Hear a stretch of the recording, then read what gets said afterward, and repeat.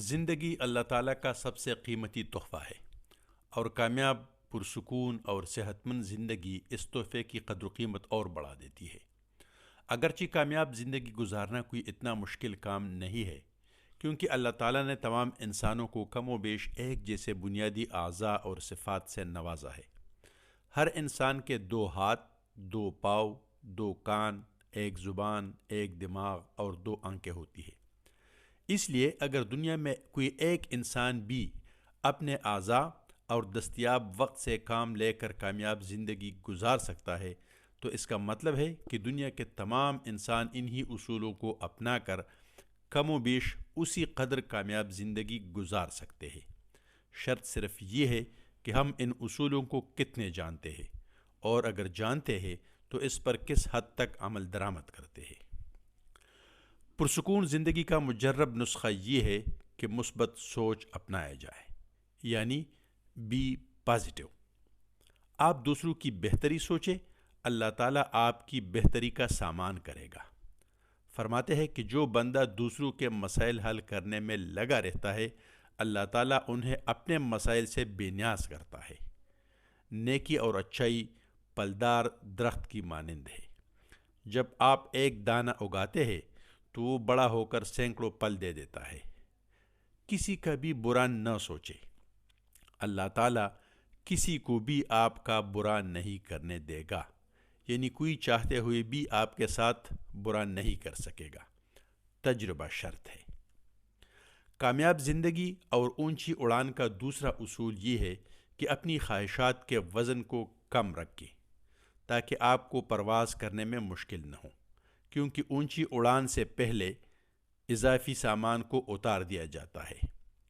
خواہشات کی فہرست جتنی کم ہوگی، کامیابی اتنی ہی جلدی آپ کے قدم چومے گی، کیونکہ کامیابی کا معنی صرف عالیشان محلات کی تعمیر اور جہازوں میں گھومنا نہیں ہے۔ ایک چھوٹے سے مکان میں بھی اپنے خاندان کے ساتھ خوش و خرم اور پرسکون زندگی کامیاب زندگی کہلا سکتی ہے۔ اگر آپ خوش رہنا چاہتے ہیں تو ماضی کو بھول جاؤ اور مستقبل کی فکر نہ کرو، اپنے حال پر فوکس کرو، کیونکہ ماضی جیسا بیتا وہ گزر چکا، اور مستقبل کس نے دیکھا ہے۔ انسان کی اصل زندگی ماضی اور مستقبل کے درمیان یعنی حال ہے۔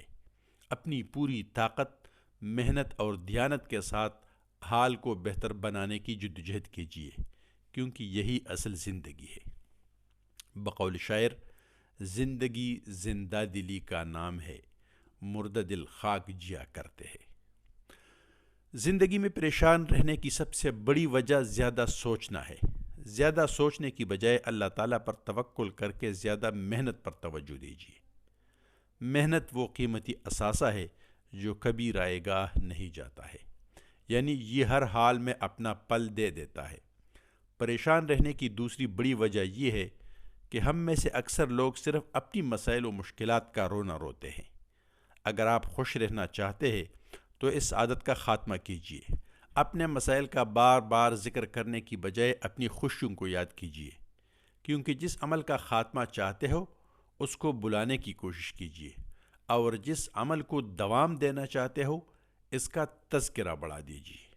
اور خوشی صرف نوکری ملنے، شادی ہونے اور بیٹے کی پیدائش تک محدود نہیں ہے۔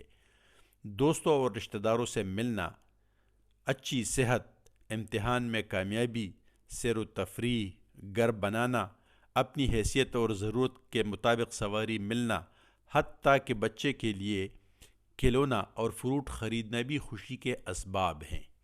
اگر یہ مواقع بار بار نہیں ملتے ہیں تو پھر بھی ملے ہوئے مواقع کو یاد کر کے خوش رہنا اس بات سے بہتر ہے کہ بندہ غموں کو یاد کر کے غمگین رہے۔ اگر تمہیں اپنا آپ اکیلا نظر آتا ہے، یعنی کوئی تمہارے ساتھ نہیں ہے، تو اس کا مطلب صرف یہ نہیں ہے کہ تم واقعی اکیلے ہو، بلکہ اس کا مطلب یہ ہے کہ تم اکیلے ہی اپنے تمام مسائل و مشکلات کو حل کرنے کی صلاحیت رکھتے ہو۔ تمہیں کسی کی ضرورت ہی نہیں ہے۔ اگر آپ ایسا سوچنے اور اس پر عمل کرنے میں کامیاب ہو گئے تو پھر دیکھیے کہ کتنے لوگ تمہاری تنہائی ختم کرنے اور تمہارا ساتھ دینے کے لیے آگے بڑھتے ہیں۔ اور یاد رکھیے کہ یہ دنیا صرف طاقتور اور کامیاب لوگوں کا ساتھ دیتی ہے، غمگین اور مفلوق الحال لوگوں پر ایک ہمدردانہ نظر ڈال کر آگے بڑھتی ہے۔ اس لیے اپنے دکھ اور تکالیف ہر شخص کے سامنے بیان کرنے کی بجائے اس ہستی کے سامنے بیان کیجیے جو اس کو فوری طور پر ختم کرنے پر قادر ہے۔ اور سب سے آخری بات یہ کہ اللہ تعالیٰ سے مانگنے کا طریقہ سیکھیے۔ اللہ تعالیٰ کے سامنے اپنی ضرورتوں کو اسی طرح بیان کیجیے جیسے چھوٹا بچہ اپنی ماں باپ کے سامنے پہلے اپنی ضرورتوں کو بیان کرتا ہے اور پھر اس کے حل کے لیے وسائل مانگتا ہے۔ بچہ یہ نہیں سوچتا ہے کہ والدین اس کے مسائل حل کرنے کے لیے وسائل کہاں سے لائیں گے، مگر یہ جانتا ہے کہ صرف والدین ہی ان کے مسائل حل کرنے کے ذمہ دار ہے۔ اللہ پر ایسا ہی بھروسہ رکھیے جس طرح چھوٹا بچہ اس وقت اپنے باپ پر بھروسہ کر کے ہنستا ہے جب وہ اسے ہاتھوں سے اوپر اچھال کر چھوڑتا ہے، حالانکہ اسے پتہ ہوتا ہے کہ اگر والد نے اسے چھوڑ دیا تو وہ زمین پر گر جائے گا۔ تو یقین جانیں کہ جس طرح والد اپنے بچے کو زمین پر گرنے نہیں دیتا ہے، تو اس سے 100 گنا زیادہ شفیق اللہ اپنے بندے کو کیوں کر زمین پر گرنے دے سکتا ہے۔ اللہ ہم سب کو اپنے ذات اعلیٰ پر ایسا ہی یقین نصیب فرما۔ آمین یا رب العالمین۔